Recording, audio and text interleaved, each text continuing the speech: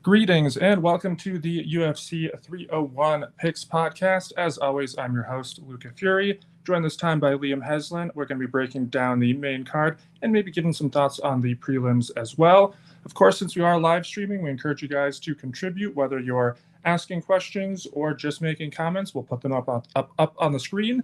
And if required, if you want any answers out of us, we'll definitely do our best to fill you in on whatever details you are wondering, whether it's about the fights, bets, or anything else. Definitely encourage you guys to contribute. Of course, also as a reminder, you can get the rest of our content over on patreon.com/FuriousFightPicks.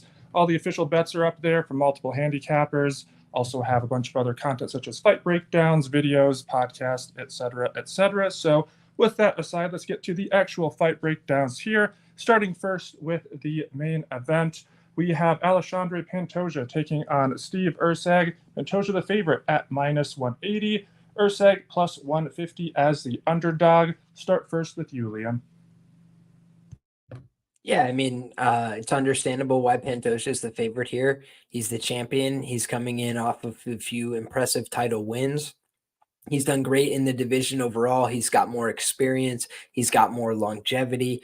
But I do think it's an interesting matchup because, number one, you'd expect a guy who's a virtual unknown in terms of the casual UFC audience and Steve Erceg to be a much bigger underdog in this spot. But instead, he comes in as a short underdog. He opened, a little bit shorter than I expected. I thought we'd see 3-1, 4-1 at the opener just because of the name recognition on the Pantoja side. And instead, we saw it open much closer. And Urseg's getting a lot of respect at the window from sharp bettors as well as from the casual public, it would seem. Now, on the Pantoja side, like I mentioned, he's got those advantages that I listed, but here's some of the disadvantages. He's a 34-year-old flyweight, and that's something you want to be concerned about. When you talk about experience, it's a two-way street because experience is good in that I've been out there. I've been under the bright lights. I've seen everything.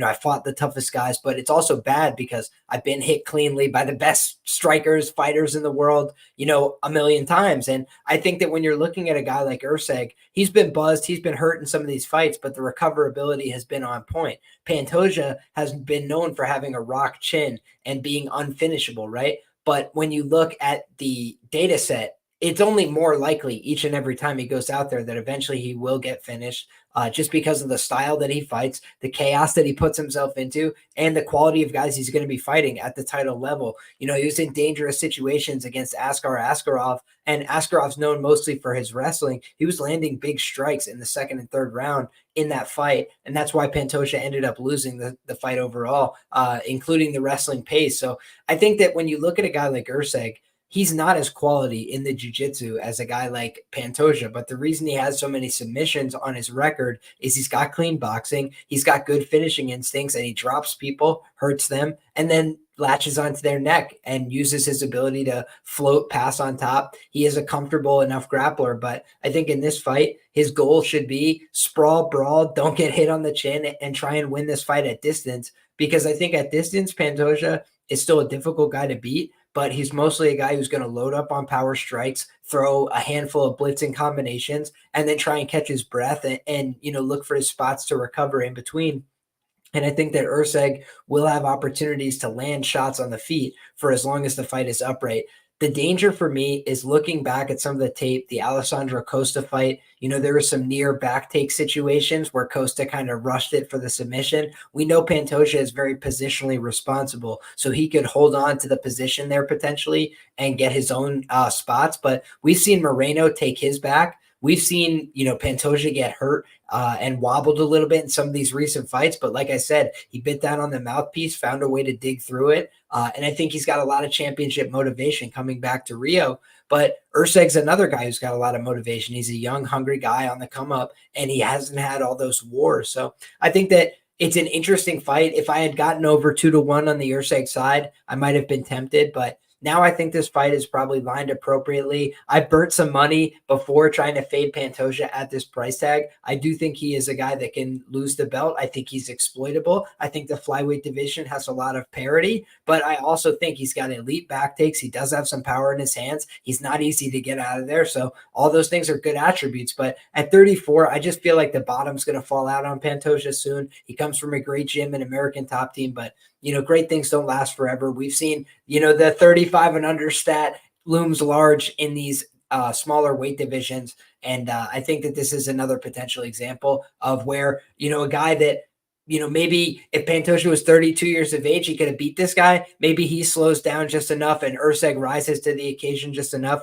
that we see a new champion. So I would not be comfortable laying the chalk here like a lot of people are going to on Pantoja. But I do think it's an interesting fight. And I feel like if somebody's going to look minus, 10,000 in this fight, it's going to be Pantoja. That's kind of the style he has. He comes out in round one, looking to maul, looking to maraud. But on the other side, I think that Urseg can kind of compete with a lot of people in this division. The one time out in the UFC, he was an underdog. He delivered in that spot, plus 240, cashed in his UFC debut against David Dvorak, short notice against a ranked fighter. So I think that Urseg so far has risen to the occasion several times, and I don't feel like counting him out at a minus 200 price tag, even with a quality champion like Pantoja. Yeah, this is an interesting bout in terms of the name value versus skill quality. Obviously, Steve, not a particularly big name.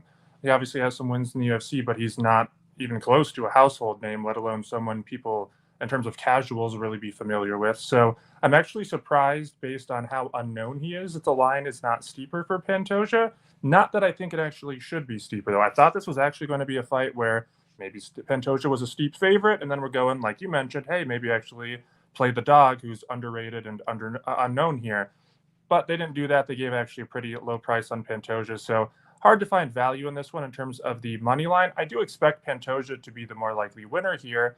However, if you're looking for an underdog who has legitimate live potential to win the fight, because sometimes I'll see people being like, oh, I think that this fighter can make it closer than the odds indicate. And it's like, yeah, but he still doesn't have any way to actually win.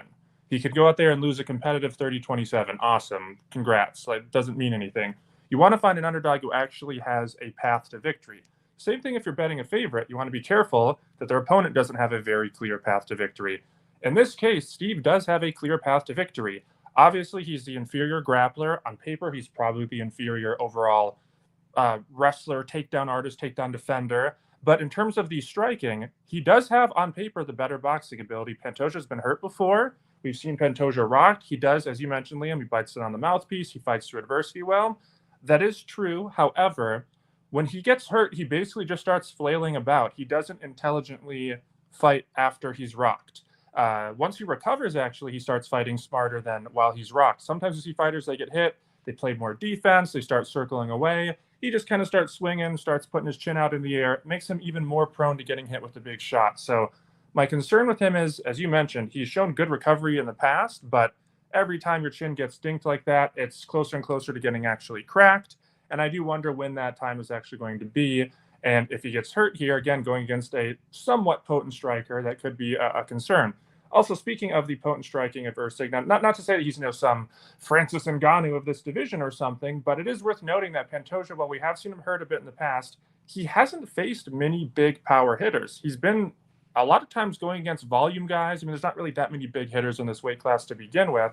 And so, again, if you're looking at a clear path to victory, not only does Ursig potentially have, a clear path on the feet, but also the power is maybe something, again, I think his power maybe gets a bit overrated considering he knocked out Matt Schnell, who has one of the worst chins in all of the UFC, but he still does have legitimate finishing ability, something that a lot of Pantoja's opponents really haven't had for the most part. So I think it's an interesting style matchup. It's sort of an old school striker versus grappler, even though both of them can do a bit of everything. Obviously, I do favor Pantoja here, and the big reason is not necessarily even the grappling. Obviously, I think, his control, and he is more of a controlling grappler over a submission-oriented one. He can obviously get the sub, but he is perfectly fine to get you down with 45 seconds into the round and then hold you there for 4 minutes and 15 seconds while doing basically the bare minimum to keep the position. He does not mind just chipping away minutes and rounds like that. And I think that's what's going to probably happen early if he's doing well. And on top of that, Ursig has shown some cardio issues in the past. And while he has shown the ability to fight through adversity well and all that, especially when he's rocked, in a 5-round fight with the cardio issues going against a guy who's probably going to be trying to take his back for every one of those minutes of the 25, I feel like one way or another, unless he gets, a big knockout in the first half of the fight, whether it's him getting outstruck down the stretch, out-wrestled, or possibly even tapped, I think the longer the fight goes, it probably will start to favor Pantoja more. That being said, Pantoja's cardio is not infallible. He has actually shown some cardio issues himself, even in his recent wins, even in the Moreno fights. He would kind of take a round off, then get a resurgence the next round, then take another round off. It kind of seemed to be him pacing himself there. He could not have like consistent minute-to-minute cardio for the 25 minutes. We've seen now multiple times that be an issue for him. Fun fact, I actually mentioned this on Instagram, and then Grant Dawson called me an effing dork for saying that. And then Dawson immediately got like one punch by Bobby Green a week later. So I don't know if carb is real, but that was funny. But definitely the cardio for Pantoja is somewhat of a concern. So in this situation, he probably, again, does have the cardio advantage. But going forward, when he's not facing someone who's shown the propensity to slow down, I still have concerns about Pantoja's cardio in a competitive 5-rounder against these opponents. So ultimately, I'm picking Pantoja here. I think he'll get the job done either by decision or probably a submission somewhere down the stretch once Urseg tires out.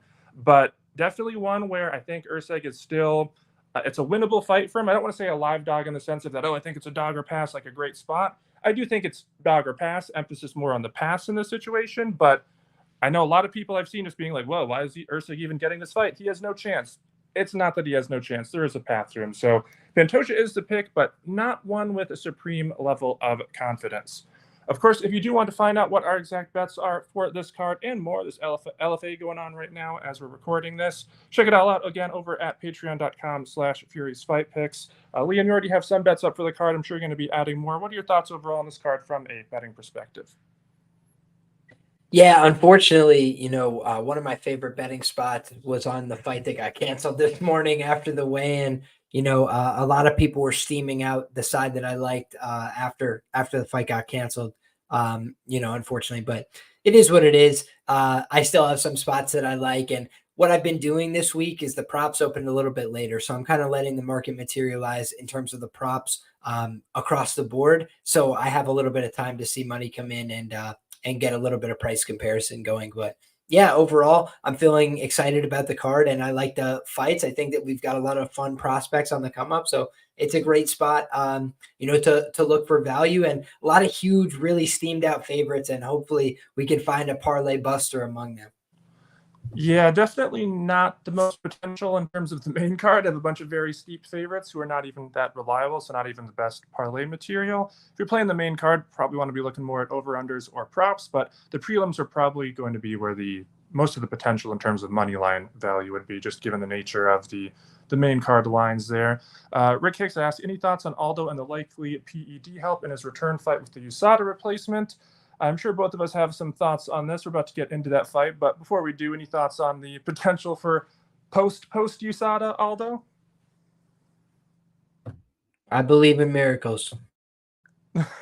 As I always say, I won't ever be surprised if a fighter coincidentally turns back the clock. Coincidentally, never want to, make outright blatant accusations, but, sometimes when fighters look a certain way for several years and then suddenly look a different way, it's maybe not just a coincidence. But getting to that fight, it is the co-main event of the evening. We have Jonathan Martinez as the favorite at -150. Come back on Jose Aldo +130. Start again with you, Leah. Yeah, this is a fight where, it could be a passing of the torch. It could be a changing of the guard, so to speak. Jonathan Martinez, the younger guy, is coming in here with some momentum, young kid on a win streak. But this is the king of Rio, Jose Aldo, that we're talking about. And I think he's a real UFC legend. I don't think he's a fly-by-night guy. I think he's a true champion. And I do think that Martinez has, some skills that emulate the legend, right? He throws some low kicks. He, has low kick finishes. Jose Aldo's gone out there and brutalized people with low kicks his whole career. The step knees, the ability to counter people with the knees, the timing on those, the knockout shots that he's had like that. I think a lot of that reminds me of Aldo, who need Cub Swanson in the head, need Chad Mendes in the head, was able to finish those guys. So what's changed about Aldo over time is he started to lean more into his boxing fundamentals. He's been working with the Brazilian national boxing team. And I think we've seen that pay dividends in his ability to land damaging shots, but also, to manage fights a little bit more. As you get older, as you get a little bit longer into your career, maybe you don't want to go out there and trade low kicks with everybody and have these crazy Muay Thai exchanges. Maybe it's a little bit better to manage distance with your jab, to use your your skills and to outbox people from a distance where you feel comfortable. And I think that that's what Aldo's been doing. He's been working on his boxing skill, and it could be a sad comeback to the UFC, but I'm expecting, Aldo on the juice. I'm expecting Aldo to come in sauce to the gills. I'd expect nothing less. I think he looked pretty good on the scales, and obviously he's going to look a little bit depleted coming down to 135 pounds. He's 37 years of age. He's been fighting a long time, used to fight at featherweight, but he's still been able to compete and perform at 135 pounds very ably. The guys he's lost to over the course of his career, let's just go back. Since he's been fighting in the UFC, he's lost to Volkanovski, world champion, great fighter, all timer. Max Holloway, everybody is now proclaiming him the talk of the town, right? The most blessed man forever. That's who he lost to twice.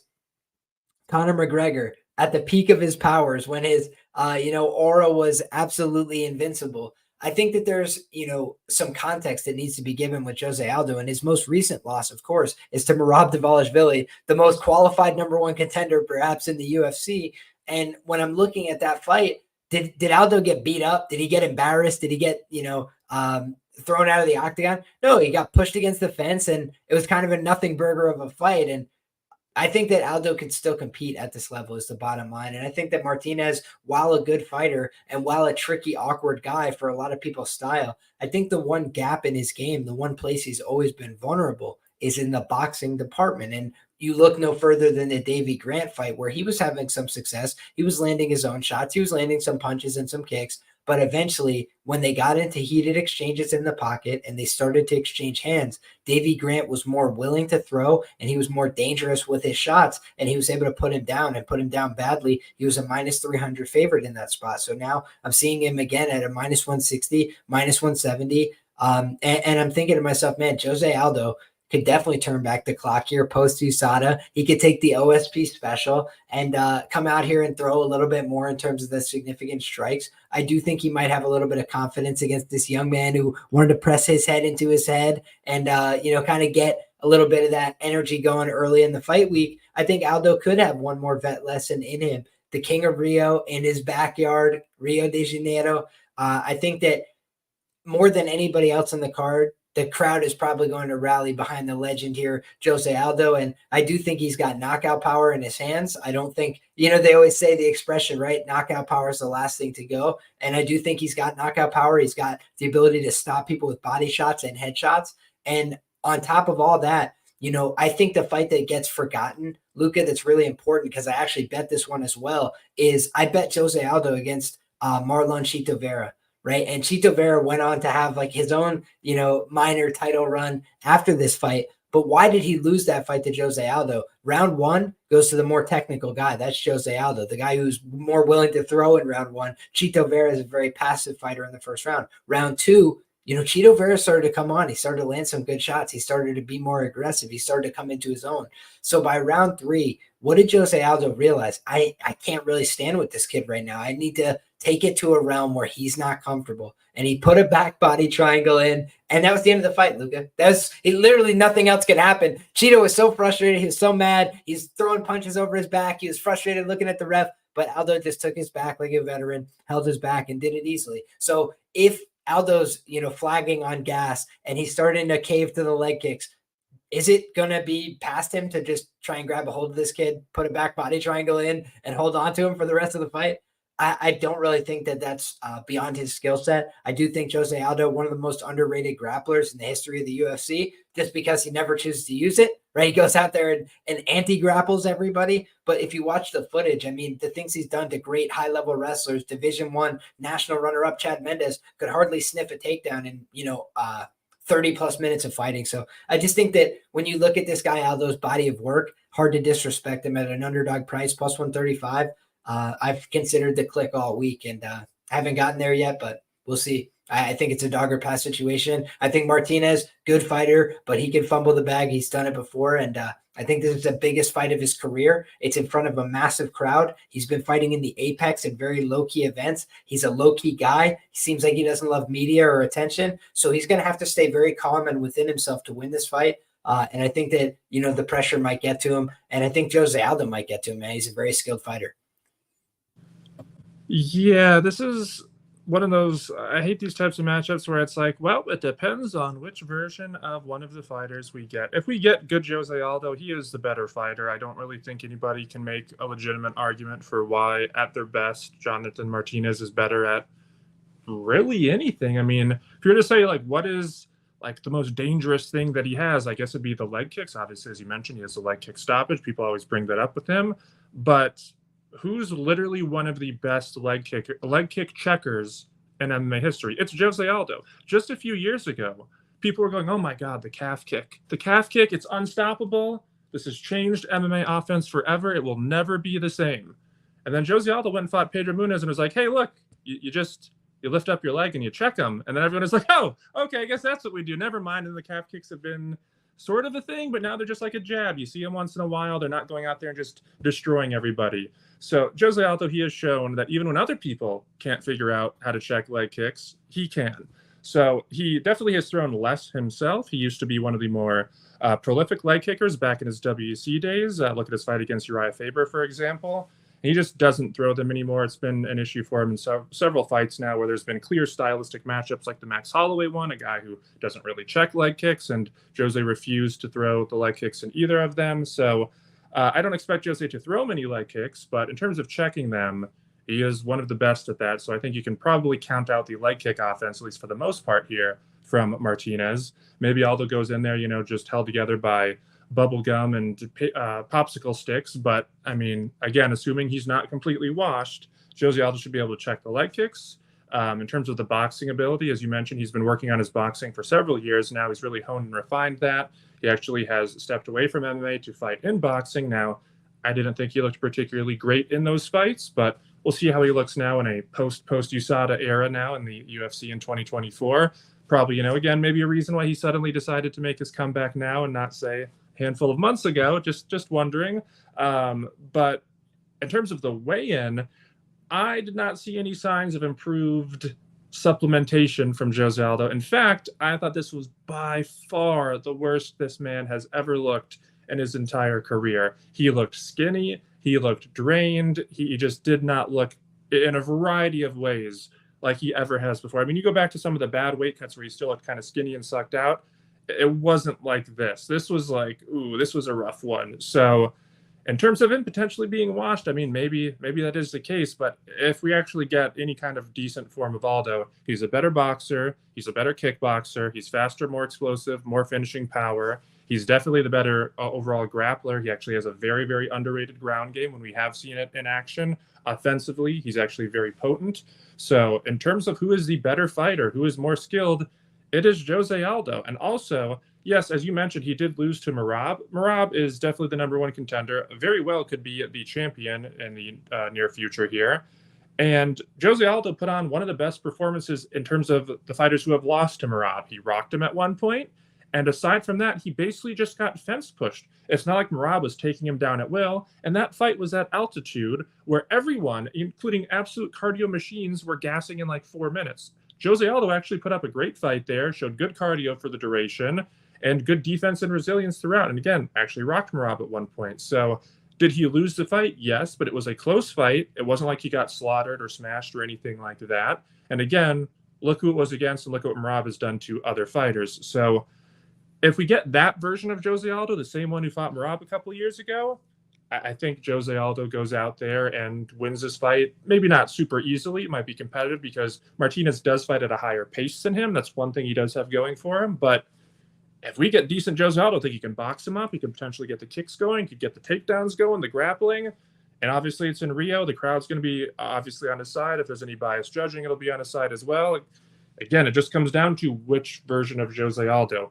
I was pretty committed to making a bet on him before I saw the weigh-ins. Normally, weigh-ins don't sway me very much at all, really.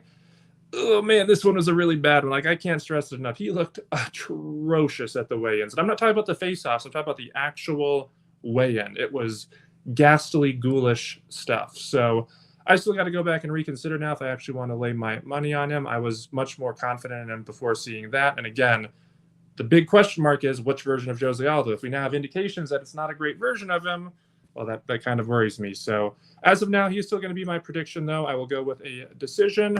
Hopefully, he is not completely shot out of his mind. As for the next bout, we get on to some easier bouts to break down here. Definitely some wider favorites. We have Victor Petrino taking on Anthony Smith. Petrino minus 575. Comeback on Smith plus 425. Yeah, I think of Vitor Petrino as a guy who he came into the UFC who's probably a little underrated because he's such a physical specimen. He's going to be a really hard out for most fighters. But I think now we're getting to the tipping point where he is starting to become overrated. I do think he is everything advertised physically. He's a freak. He's very difficult for guys to deal with. He's extremely strong. He's very powerful. He can make a mistake and then just muscle his way out of it, right? Gets taken down, just stands back up. Does things that most other guys can't do. So we'll acknowledge all that off the rip. He's also got power in his hands, so we'll acknowledge that as well. But aside from that, he's kind of stiff, rigid, inexperienced, a little bit green. His grappling technique is not sensational, right? He's like looking over at his corner for instructions. And thankfully, Marcin Prachnio is exhausted underneath him. I called, Vitor Petrino by sub-3 or decision there. And it's because the stylistic dynamic was very clear there. I felt, I was like, this guy's too strong, too physical. Eventually, he's going to get on top of this guy, and he's not going to have anywhere to go. And when you look at Petrino, he came in and he looked like a guy who was going to be, an aggro puncher, right? Come out there, knock people out on the feet. And we've seen a little bit of that, right? We saw it against Modestas Bukauskas, but against most of these fighters, he starts getting dinged on the chin, and then he starts, wrestling out of necessity. Right. And he starts grabbing a hold of these guys, using his physical strength, horsing them to the mat, nothing technical, and getting on top of them. And I think so far, Tyson Pedro goes out there and gave him somewhat of a fight, right? He didn't give him too much resistance, but he gave him a fight. And then he retired shortly thereafter. Anton Turkalj, I believe, was finished by every UFC opponent except for Vitor Petrino, who managed to go 15 minutes with him, have a competitive fight, get rocked multiple times, including with an up kick while he was standing above the gentleman. And also Turkalj hurt him on the feet with punches. So Petrino's chin to me seems very suspect. He got hurt against Bellato as well. Anthony Smith is a guy who is completely shot to bits, it would seem. However, he does tend to put on 4 good minutes in these fights, Luca, where he comes out against Ryan Spann. And he looked sensational in his first round stoppage the first time they fought. And then he looked very good for 4 minutes against Spann before, having a weird fight where he kind of got his eyes shut and then the fight just totally swung on a dime. And thankfully for him, Ryan Spann didn't do anything to press his advantage, so he gave the fight away. But when you look at that fight, like Anthony just was compromised in rounds 2 and 3. His eye was completely swollen shut. Then the other fights he's had, Ankalaev takes the leg out from underneath him. You look at some of these other fights, though, and Anthony's been competitive with guys. And the problem is just that lately, Khalil Roundtree, another brutal matchmaking assignment for him. What is he going to do to Khalil Roundtree, a physical hoss who's getting better in the grappling, who Anthony didn't have a clear wrestling advantage against, and who was much better than him on the feet and faster than him on the feet? So I think that when you're looking at this fight, Petrino hits harder. But Anthony Smith, in my opinion, is more technically skilled at every aspect of MMA than Vitor Petrino. The problem is just that he's going to get out physicaled if they're in the clinch, in my opinion. I think he's going to end up on bottom. And unless he can throw up a triangle choke or something crazy, he's probably going to end up getting, just stuck underneath Petrino, who's a huge guy and very strong. But I don't know that Petrino is a lock to finish him. I think a lot of people are excited about Petrino's finishing ability here. And maybe he can because, Smith is a reduced version of himself at this stage of his career. But honestly, I ran back the tape and I was unimpressed by a lot of what I saw from Petrino. And I think if he wasn't blessed by such athletic gifts, he would be terrible at MMA. But he is blessed with those gifts, so you have to cap accordingly. He should be favored here, but again, the idea that he has the skills to cover margins of minus 600, minus 500, I don't see it personally. Yeah, in the case of Anthony Smith, I see a lot of people saying how he's washed. I disagree in that when was he ever good? Like, when ever was Anthony Smith literally any kind of decent fighter? like he fought John Jones because they had nobody else for John Jones to fight. So people are like, oh, he's, I guess, in the same category as the elite fight. Like every decent fighter this man has faced has slaughtered him, and a lot of not so great fighters have slaughtered him. The man went to a draw with a home invader on crack. Like, think about, do you think John Jones, if his house got broken in by a guy who was half his size and was on drugs, do you think John Jones would have to get like the police called and like they would approach the house? Unfortunately, John would have shot the guy like once in the foot and then probably tied him to a chair in his garage and tortured him for a week. But oh yeah, John would do that's some a story sick for a stuff. different day. Yeah, John would do some sick stuff, I'm sure. But it's like, think of like that. You're like a professional UFC fighter. You had a home invader on drugs, half your size, and the police had to show up while you have the dude in guard. Like, what is happening? That should never happen. Like, you should be slaughtering the dude. And like, I say that sort of half jokingly, but it's kind of serious. Like, look at him in the cage too. As you mentioned, he'll go out there, have maybe 3-4 minutes where he looks decent, throw some maybe solid straight punches, and then it's almost just like he stops trying. And he has heart in the sense that he doesn't straight up quit. Could have taken the DQ and won the title like Aljamain Sterling did and potentially rematched. And obviously, I don't think he would have won. But hey, that's 2 title fights he gets. Like there's times where he's shown legitimate resilience, but the resilience only comes from like he won't actually straight up quit, but he doesn't actually fight back from adversity well. Once things start going against him, there's not really any kind of rally. He just kind of folds up shop. In this case, in terms of Petrino, as you mentioned, there's some real concerns about him. There's some nice things. Obviously, yes, he's a physical specimen. He's shown decent fight IQ at times in terms of trying to exploit his opponent's weaknesses, or the striking's not going great, he'll look to grapple, or vice versa. But the problem is skill-wise, his striking is kind of rigid. He does have power, but he's a bit stiff and rigid there. He can strike and grapple, but he's not elite at either of them. Again, chin, major concern. His pace also can be slow. Not finishing Tyson Pedro, especially when that was his retirement fight, that's a bit concerning as well. So I think the only reason basically you're seeing him be 6-1 against Anthony Smith is because everybody knows Anthony Smith is a fade. And then obviously there's some hype on Petrino. It's not that he's actually deserving of it. It's basically just a skewed line based on public perception.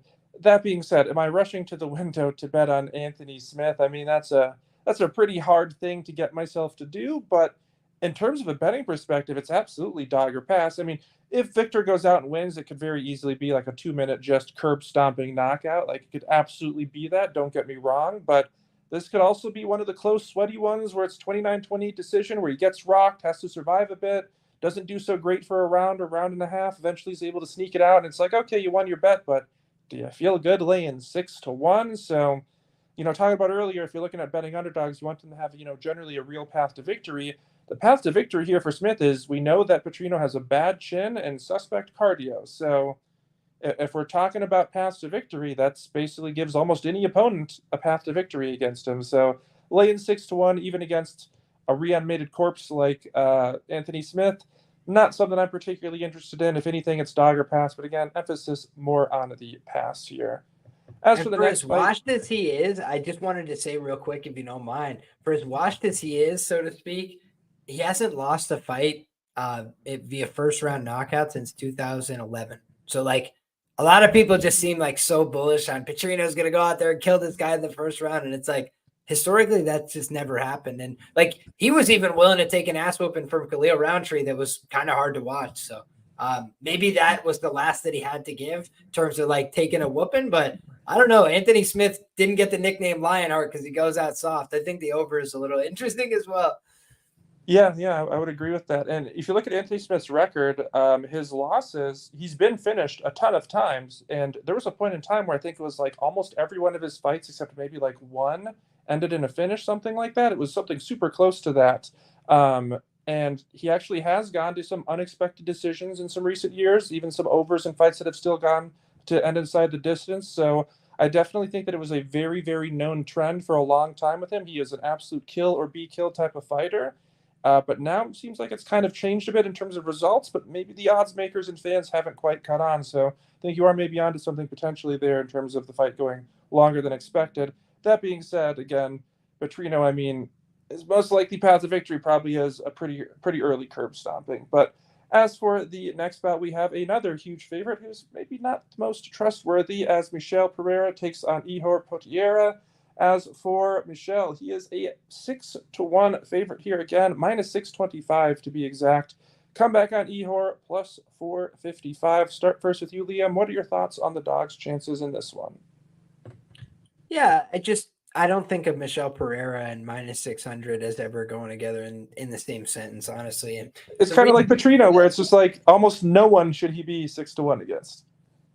yeah, and the one thing I'll say about Petrino is like if he has more skills and he has all these physical intangibles, then you're kind of screwed, right? Anthony Smith is just like, more knowledgeable about everything in MMA. It's just that his prime was like 3 to 5 years ago, and even at his best, he was never the best athlete. And Petrino is a super athlete right now that's in his physical prime. So it's kind of like, a little bit of apples and oranges. What's interesting about this fight, though, Ihor Potieria, is he some, washed old man? No, he's a 27-year-old. And has he had the best run in the UFC? No, but most of that was at the light heavyweight division. Michel Pereira, let's talk about each fighter one by one, right? Michel, the positives. He's a knockout threat. He's got some submissions in his back pocket. I actually predicted him to win that fight by submission last time out against Michal Oleksiejczuk.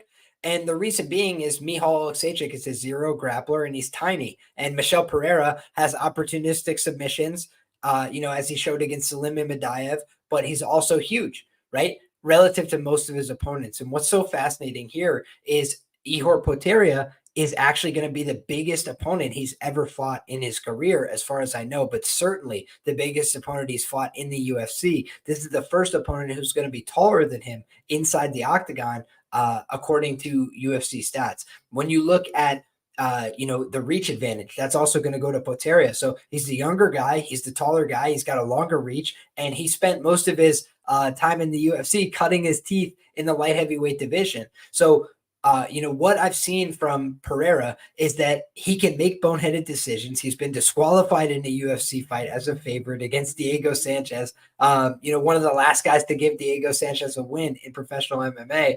Then against Tristan Connolly, guys, a 145-pound fighter, he gassed out in the first round, and then he ended up getting 10-8'd in round 3 by a featherweight. So he's made a lot of corrections since then. He's made a lot of improvements since then. But against Nico Price, he does a flying backflip and could have been disqualified if the referee, wasn't doing his grocery list, as Dana White likes to say. Then you look at the fact that this guy's lost round 3 against Nico Price. He lost round 1 against Chaos Williams. He lost round 3 against this guy, that guy, and the third guy. Like the guy just finds a way to screw up every, iteration one way or another. And then the most recent fights he's had, he's looked great, but he fought an undersized Michal Oleksiejczuk and a guy who looked terrible and had no training camp. And we detailed all that on the show as well. And then you look back, the other fight before that, he fought Andre Petroski, who's coming off of a hip to the face knockout loss.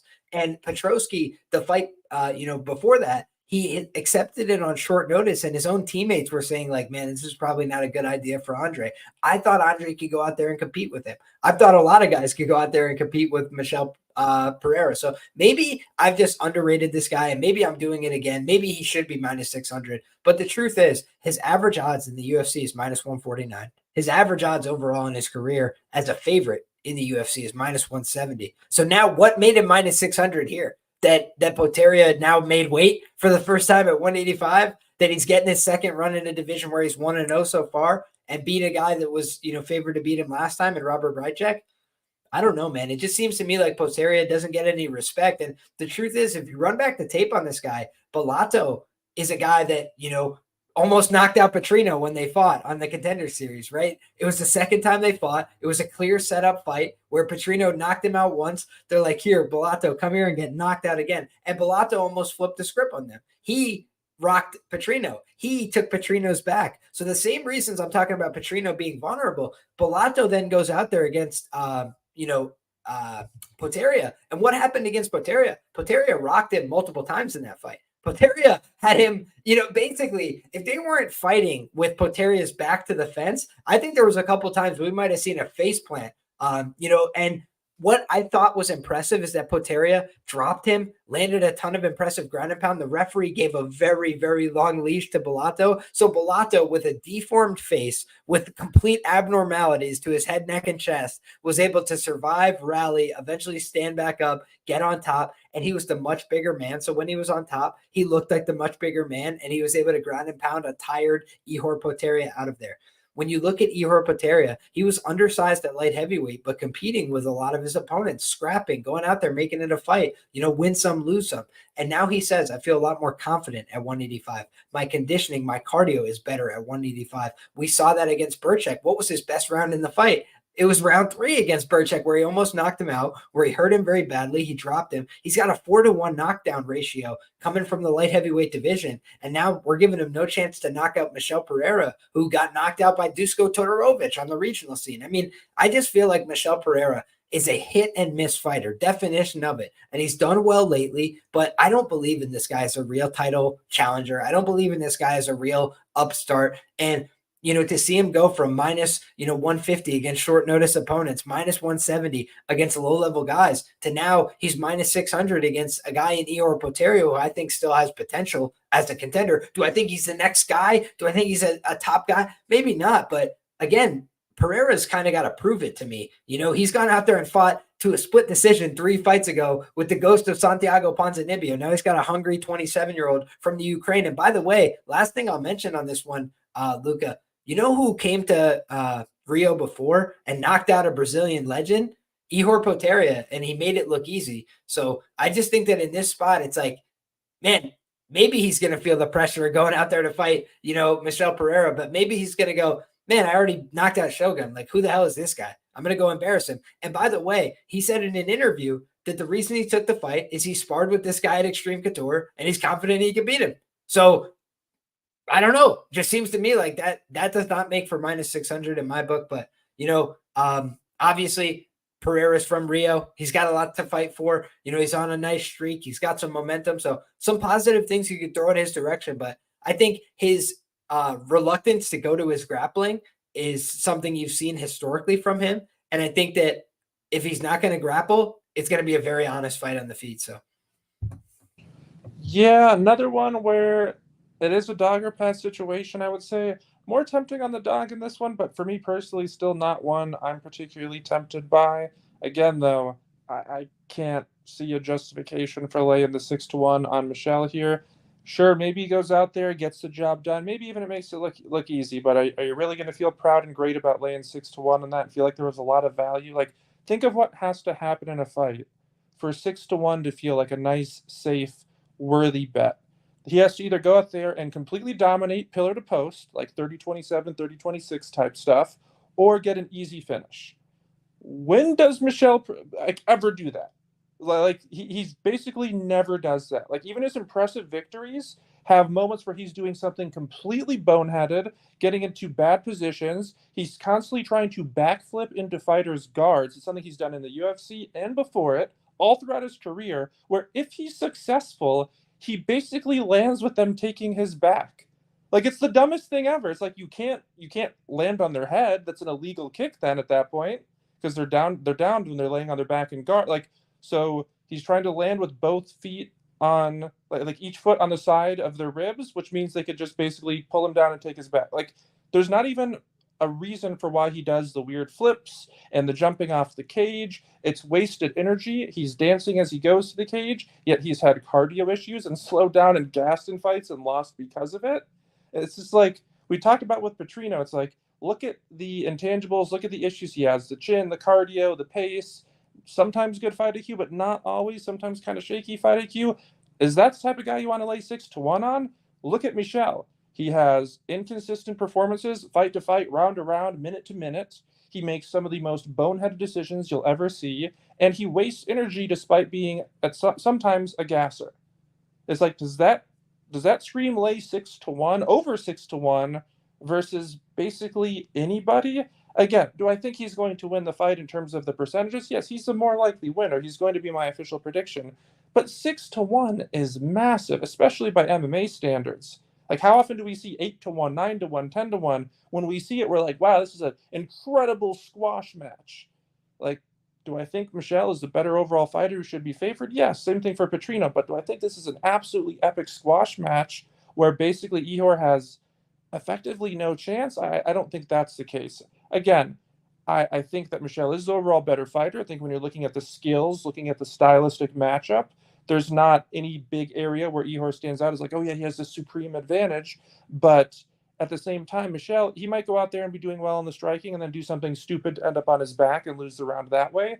He might be doing something well in the grappling and do something stupid to end up reverse. Like, this is who Michelle is. Like, you have to understand the fighter that you're betting on if you're laying over 6-1 on him. He is not a guy who's gone out there and shown consistent cardio, consistent game planning, or consistent anything.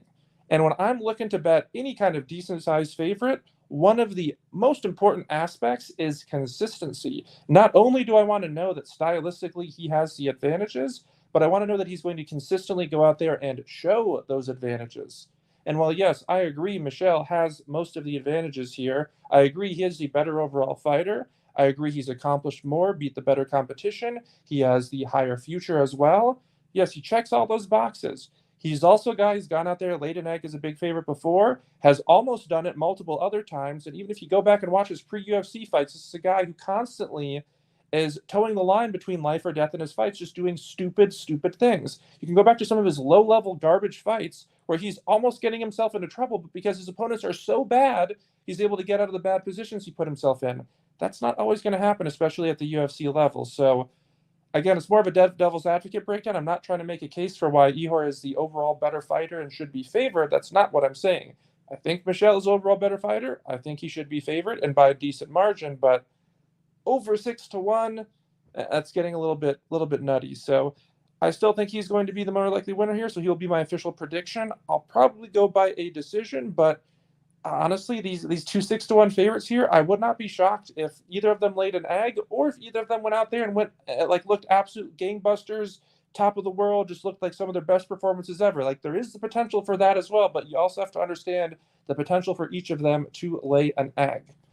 Moving on to the last fight here of the main card, we have Caio Borralho taking on Paul Craig. I know you love to say his name, Liam, but not necessarily love to bet on him given his results. As for the odds here, another huge favorite, minus 650 for Caio. Comeback on Craig, plus 470. Yeah, Kaio has actually been a really good betting commodity for me over time. I bet him against Armen Petrosian pretty big. I bet him against Omar Gadziev on the Contender Series, I believe that was. I actually can't remember, but in any case, he was an underdog. So I bet that pretty substantially. I bet him by KO against Jesse Murray on the Contender Series. That for sure. I know.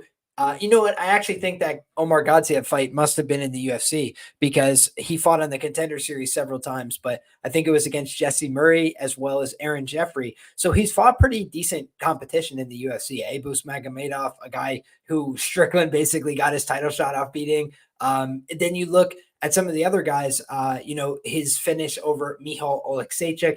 I think that one you can kind of just write off as huge grappling advantage, big size discrepancy as well. Despite fighting at light heavyweight in another life, it just shows the difference in skill, I believe, light heavyweight and middleweight, the run that Oleksiejczuk's been on. But in any case, back to this fight, what I think stands out to me is that Paul Craig is a great underdog. You know, if you just look at his historical run, Luca, I know that his fighting overall isn't always great, but if you're a system bettor, right? If you just believe in going out there and riding the trends, you look at 6 and 7 as an underdog in the UFC, but producing 62.1% ROI, fantastic ROI. And that's because he's come through at underdog prices of plus 195 against Luis Henrique da Silva in his UFC debut, plus 500 against Ankalaev, late heroics, plus 167 against Nzechukwu, late heroics.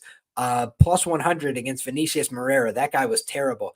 Went to a plus 210 split decision draw with Mauricio Shogun Rua. Ooh, gross result. Then he beat Shogun as a favorite in the rematch. He was a plus 254 underdog when he snapped Jamal Hill's arm in half. He beat Nikita Krylov as a underdog of plus 191 as well. Beat Andre Muniz as an underdog of plus 200. I mean, there's a lot of proof of concept, right? This guy goes out there and beats people when he's an underdog a lot of the time, but he also loses very often as the underdog. What does that tell us? He's the underdog a lot of the time. People don't expect much from Paul Craig.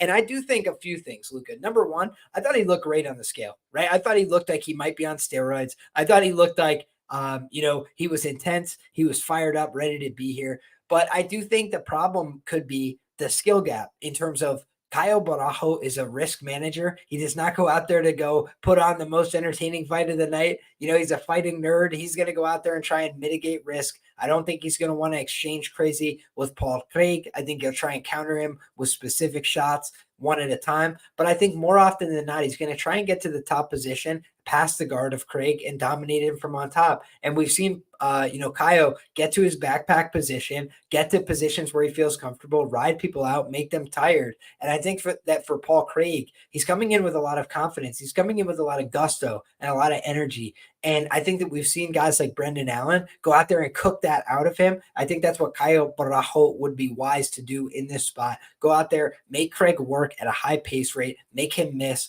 make him frustrated, make him tired, and take him down over and over, as long as you need to. Take his back, put him in bad situations. And I think that Caio can win this fight on the feet, but I do think he could also take Craig down and pass the guard. I think that Paul Craig is dangerous in the guard. He's a dangerous submission grappler. He's a confident Brazilian jiu-jitsu player. But we've also seen when guys are, light heavyweights that are, boring and lazy and settle for the guard position, he's very dangerous. When they pass his guard, they can beat him up, right? We saw Volkan Ozdemir basically sit on top of him and punch him many times in the head, neck, and chest and kind of just wear on him. And I think that Caio Barajo should have the passing and the skills, to get past the guard of Craig and then potentially get to a mount or a really dominant position and finish the fight. So I like Caio Barajo. Those biases disclosed. I don't know that he should be a minus 500 favorite either. I think that Paul Craig, you're normally looking at what is now his money line price of plus 425. That's normally his submission price, right, Luca? You just look at Paul Craig and what he's done throughout his run. He normally can surprise people. And I think the Caio's on a great level of grappling, but I also thought Jailton Almeida could grapple for more than 7 minutes. And that was not the case when he stepped up in competition against Blades. And so is Paul Craig a proven middleweight commodity? No. But did he beat another proven Brazilian grappler in Andre Muniz, a black belt, out cardioed him? Yeah. I mean, he did do that, and he beat him up on the ground. He beat him up on the feet, and he outlasted him, outworked him. And Paul Craig has a lot of will to win. He just is normally out-athleted, out-physicaled, and I do think he came in great shape for this fight. So give me Caio Barajo as the pick, but you're not gonna see no minus 500 Caio Barajo parlays from me either. Even though I'm a fan, even though I like the guy's work, even though I really respect his grappling, I think one mistake against Paul Craig and your arm snapped in half, right? Just ask Jamal Hill. Yeah, Paul Craig, you kind of know what you're dealing with. He's sort of a one-trick pony, although he's very dangerous in that one area if fighters are not prepared.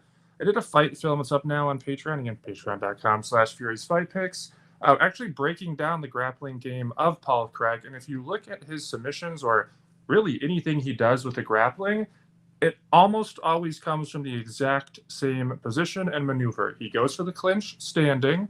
He then takes an overhook on one side and drags them down to the mat by basically just falling to his back and pulling guard. He still has a hold of their arm and their shoulder. He basically fakes going for the Frank Mir, Pete Williams shoulder lock from like 25 years ago back in the UFC. Something you don't really see ever because it's actually hard to legitimately complete the submission unless you're going at someone who's clueless. But he's not trying to actually complete the submission. He just uses that as a bait, gets them distracted, then he transitions to either an armbar or a triangle setup or a sweep, and then continues to go on with armbar, triangle setup, or sweep attempts until eventually he gets one. That's literally every submission from Paul Craig. Anytime he's at offense on the mat, it all comes from that exact sequence. So if you're an intelligent fighter who does your tape study, who actually knows what they're up against, like say we saw Brendan Allen last time, you're going to prepare for that. And we saw he never once let Paul Craig get that. Paul went for it, but Brandon clearly had done the tape, knew exactly what to watch out for, and never even let the sequence begin, let alone complete. In the case of Kaio here, he is a fighter who talks about how he's very diligent in terms of his tape study and his analysis and his preparation. I would assume that he is aware fully of that sequence from Paul Craig and will be able to avoid it. And if you do, Paul Craig doesn't really have anything else. He's improved his striking noticeably over his last few fights, but it is not hard to improve upon garbage. It was absolutely atrocious before. He had some sort of winging power that he could land. Other than that, really no technique at all. He has some technique. He actually looks like someone who actually trains striking, but again, is still not a particularly skilled or strong striker. So it comes down to him basically pulling guard or getting something in a scramble on the mat. And again, he's very limited from the positions which he can do that from. I think Kyle will be prepared for that. I think we see Kyle go out there and either outstrike him and eventually get a TKO, or possibly even get on top of him on the mat, bludgeon him for a TKO there, or maybe even get a submission at some point. I think he will be prepared for what Paul Craig has to offer and be able to avoid it. That being said, do I want to lay 6.5 to 1 on him? No, I still don't think there's any value in that. I mean, look at the three big favorites we talked about who are around 6 to 1. Even if you parlay all three of them, it's still like minus 200-ish in terms of the odds. So it's just not great value on those, no matter how you want to slice them. Again, I think in terms of the main card, especially for those fights, including this one, if you're looking to actually play it, it's either dog or pass in terms of the money line, or more likely even look at the props or the over-unders. That's where the value is going to be. Definitely not in terms of parlaying any of these favorites. No interest from me there. But in terms of the prediction, I do obviously favor all three of them to win. They are favored by such a degree for a reason, so I do think they have a greater than 50% chance to win. But even though they'll be my predictions, I have absolutely no interest in them from a betting perspective, Kaio included. So Kaio by stoppage will be my prediction. I'll say probably in the second half, once Craig gets beat up a bit and starts to slow down, but I do think a finish at some point will come for Kaio. With that aside, that does it for the main card. Again, want to remind you guys, we do have all of our official bets over on our Patreon page. Actually, just swept the last 3 events now, swept a couple events tonight. So 7-0 over our last 7 bets, including, again, 3-0 on the events. Those are all over the last week. So check out the multiple dozens of bets we have up for UFC 301 tomorrow. Those are live right now. Aside from that, as far as the rest of the prelims, anything noteworthy you want to touch on before we get out of here, Liam? No, I would just say that, I'm expecting a pretty raucous crowd. I'm expecting a lot of violent fights. If I was looking at totals, for some of the fights that we discussed, I talked about maybe some sneaky overs and goes to decision and stuff like that. But definitely on the prelims, I'm looking at some violence, kind of across the board at some violent props and some sneaky ends by method of victory type props. So that's what I'm waiting to compare markets on and see if some sharp bettors like me bite on those lines and give me a little bit of confirmation where we're headed. But I have a feeling that a couple of these fights, especially earlier on, maybe the women's fights, there might be a little bit more violence than people anticipate. So. Yeah, one thing also I would point out in terms of, I've seen a lot of talk, obviously we even got questions about it, the whole PED usage potentially here. Back in the day before USADA came around, when the UFC would go to Brazil, you would see the Brazilians looking a little bit extra ripped on the scale in that, which again, maybe it's just a coincidence. Maybe there's something in the water there in Brazil, but more likely than not, there was probably, a particular reason for that. Now that the UFC is returning to Brazil for the first time since USADA is gone now, definitely curious to see how some of the athletes perform, particularly the Brazilians. So just another little monkey wrench thrown in. So again, in terms of value, don't really see too much in terms of money lines. In terms of the main card, I think the prelims are where most of the money line action would be, at least for me. But I do think there, as you said, Leah, maybe some prop and over-under potential on the main card. Of course, again, if people want our official plays, head over to, again, patreon.com/FuriesFightPicks.